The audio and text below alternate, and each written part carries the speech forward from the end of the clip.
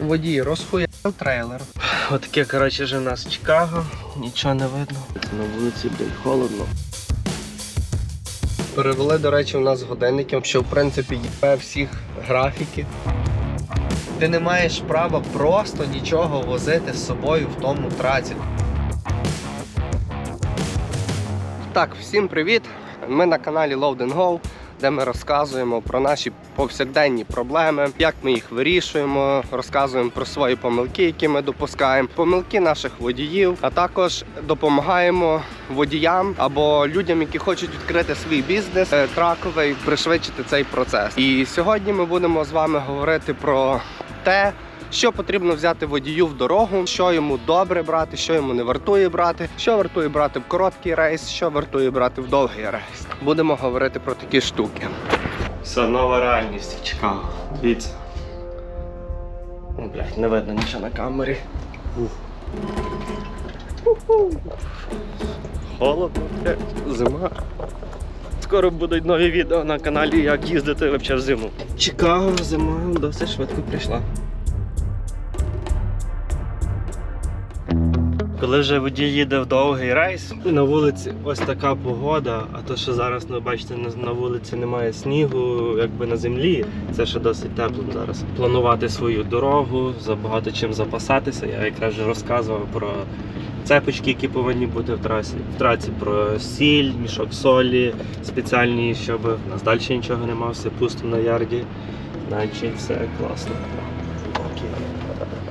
Все класно в плані того, що еквіпмент працює, всі траки виїхали і це добре. Видимість вже стає набагато гірша, тобто це перший сніг, бачите, там вже нічого не видно. От дивіться, їде машина, не видно її взагалі, фари не включені, просто з'являється з туману.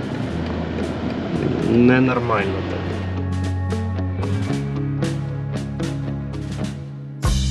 З'їхати далеко в гори, довгі, де не може не бути зв'язку, якщо, наприклад, ще погана погода, снігопади. Да, там водію треба підготуватися, треба, щоб у нього баки були повні, тому що не так часто в горах десь можна знайти заправку, де заливатися дизелем. Потрібно завжди з собою мати цепочки на колеса, якийсь перевал, десь заметає снігом, або просто снігопад. Наприклад, з Колорадо вже з вересня є закон, що водій мусить мати з собою в кабіні цепочки, які надягаються на колеса. Буває, що просто застрягають на тракстапі. Тобто ти ліг спати вночі на тракстапі, скажімо, погода була, там холодно просто, але снігу не було.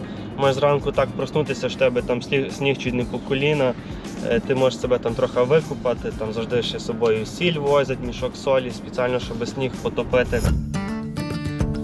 Перше, що б я робив, це я брав з собою їду. Це одне з найголовнішого, тому що ти ніколи не будеш витрачати час, ти не будеш протикувати час, якщо тобі десь треба їхати, щоб зупинитися, поїсти. Тобто ти з собою набрав, жінка тобі зварила, або ти навіть купив її десь, бо є такі зараз українські кухні, які готують на цілий тиждень, і ти з собою береш, ставиш в холодильник, хочеш їсти, зупинився де-небудь на будь-якому тракстапі, на рестерії чи на якомусь екзиті, швиденько то підігрів, смачно, здорово поїв і поїхав собі далі в рейс. Їсти всякий, як то кажуть, джанк-фуд, фастфуд, то прикольно, воно смачне, я впевнений в тому, але ти так довго не проживеш. Мені здається, що через деякий час в тебе почнуться проблеми. Чи є спеціальні заклади для далекобійників. Таких закладів є досить багато. Я не пам'ятаю, як вони всі називаються. Але точно знаю такий український заклад Глечик в Чикаго, де можна замовити їду на цілий тиждень, тобі привезуть, або ти маєш її забрати. Катя Чілі цим займається, і вона, в принципі, готує водіям і простим людям, які працюють на звичайних роботах, їду на цілий тиждень. І там дуже круто все розписано. Там тобі дають таких 3 контейнери або 4 в день, де на якому пише сніданок, обід, вечеря. Дуже зручно, дуже корисно, тому що їда там дійсно корисна. Це не є сильно дешевий варіант. 3-разове харчування в день, по-моєму, буде коштувати десь в районі $400 в тиждень. Таких кафешок, ресторанів в інстаграмі можна багато знайти, які дуже сильно полегшать тобі життя. Дуже прикольна ситуація сталася вдома. В неділю ввечері я там пішов плавати в басейн. Дзвонить мені Марта. Дзвонить, пише, приходять смски, перезвони терміново, срочно. Я думаю, йомає, що сталося? Плаваючи в басейні, зупиняюся, дзвоню Марті. Марта каже, я підвернула ногу. Думаю, блін, ну як? В хаті, вдома. Нічого особливого, підвернула ногу. А що сталося? У нас вдома є змія. Вона закрита в тераріумі на першому поверсі. Марта розкладала речі, піднімає один з светрів, який валявся на землі. І коли вона його піднімає, з того светра випадає змія. І вона з того шоку починає стрибати, забирає Мікейлу на руки і в той час підвертає собі ногу. Буде у нас тепер новий друг в офісі. Надіюся, більше з тераріуму виповзати не буде. Ну а якщо буде, то тільки до фліта. Не знаю як, але я впевнений, що тільки до фліта. Двіжуха, траки, робота кипить. Один трак виїжджає, тому другий трак виїжджає, водії є. Роуд-тести. Їдемо, подивимося на ярд, що у нас відбувається на ярді. Якраз наша тема підходяща. Наші водії переважно виїжджають не там в один тріп і потім собі відпочивають. Вони їдуть конкретно на декілька тижнів, днів. Ніхто там не їде сильно на короткий час. Дивіться, як гарно, йо-моє. Нічого нема в нашому ярді. Пусто. Це не наш трейлер. І це не наш трейлер. Любо дивитися, все на дорозі, все працює. Отак от має бути завжди. Коли еквіпмент стоїть тут на ярді, це вже зразу такий, блін, ми за нього все платимо. Страхівку треба платити, якісь мінімальні пейменти все одно набігають. А коли вже нічого немає, ти знаєш, що воно вже не простоїться, а гроші заробляються. Ну, дивіться, там воно не стояло, але воно стоїть тут. Але воно вже виїжджає. Виїжджає в дорогу. Ти маєш мати GPS. Garmin. Найкраще, що є, коштує він в районі $300-500, все залежно від моделі, але це є життєво необхідна штука, яку повинен мати кожен водій. Якщо ви думаєте, що ви скачаєте там якийсь платний додаток на телефон, який буде вам показувати, куди їхати на трасі можна чи не можна, то знайте, що це все хуй. Одного разу у нас водій скачав додаток за $100, він тільки виїхав і дзвонить. Це було буквально, сьогодні він до нас прийшов, ми його там підписали, все. Він виїжджає і проходить хвилин, ну не знаю, там 30, він мені дзвонить. Я якраз тоді ще був говорив з брокером, що я вибив, я кажу, can you please text me? Він мені висилає фотографію, там, де він заїхав під міст. Перший день він тільки почав, водій вже з 5-літнім стажем. І він приїжджає в офіс, і ми йому там кажемо, як так сталося, ти вроді досвід маєш. Він каже, ну, я от їхав по аплікейшену, і через це ось така херня і сталася. Я кажу, який аплікейшн? Він мені там показав, реально підтвердив, що він купив то за $100, і аплікейшн його повів під міст. Що є, ну, дуже погано. От бачите, я от пишу йому, блін, жалко, що фотка щось не відкривається. Я йому пишу, sorry, I cannot talk right now, can you please text? І він мені висилає, sure, hold on. І ще тут висилає фотку і пише, I went under the bridge and this happened. І там розбитий трейлер. І ось така ситуація була, досить цікава. Що, Мікі, йдемо розказувати підписникам, що в нас є у підвалі. Молода блогерша Мікейла йде показувати своїм підписонам, що відбувається у підвалі. Пройшов я Ironman десь в 15 числах вересня і вирішив взяти паузу на 2 місяці. І так, Мікі, що у нас тут є? Тут у нас є один велосипед, на якому мене збила машина. Рама тут тріснута. Поремонтувати цей велосипед коштує так, як він новий, тому ремонтувати його ніхто не буде. Людину, яка мене збила, не знайшли. Правильно, Мікі, не знайшли. А це було буквально декілька днів після народження Мікейли. Весело було. Коротше, ніхто мені не відшкодував збитки за цей велосипед. Але нічого, якось таке життя. Такого необхідного, що має бути планшет, звичайно, там, де ви будете логбук використовувати. Обов'язково має бути на тому планшеті інтернет. Якщо ви будете підключатися через свій телефон, роздавати Wi-Fi на той планшет, ви виходите з траку з телефоном своїм, планшет залишається в траці, потім ви приходите, забуваєте його підключати, починаєте їхати, логбук не записує, дзвонять люди, кажуть, що вже все недобре, зупиняєшся, чекаєш, хай воно все підтягує. Коротше, дуже дохіра різних проблем, коли ти маєш планшет, який ти використовуєш для логбуку без інтернету. Ми всім нашим компанійським водіям без виключення даємо планшет з інтернетом, де він використовує ось цей логбук, тому проблем немає з цим. Якщо б я їздив водієм, я би собі, була б в траці камера чи немає, я би все одно поставив дешборд, сюди би поцепив десь камеру, щоб знімав завжди дорогу і що відбувається. Тому що ось недавно сталася ситуація, водій просто зупинився в Атланті, Джорджія, і машина почала, яка стояла спереді, просто включила задню передачу і почала хірячити на водія. І, виходить, задом вдарила перед нашого траку, викликала поліцію і сказала, що ми вдарили ось той трак.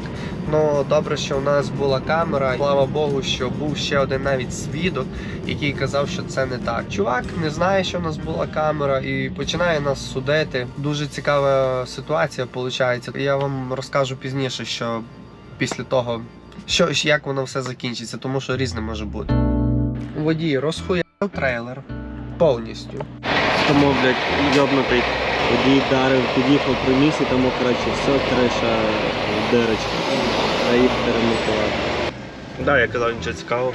Цікавого нічого, але на гроші попадаємо кожен тиждень. Роздячив нам цілу стелю в трейлері, треба було ремонтувати. Все, коротше, завезли той трак на ремонт, зробили нам оцінку того ремонту $13 400.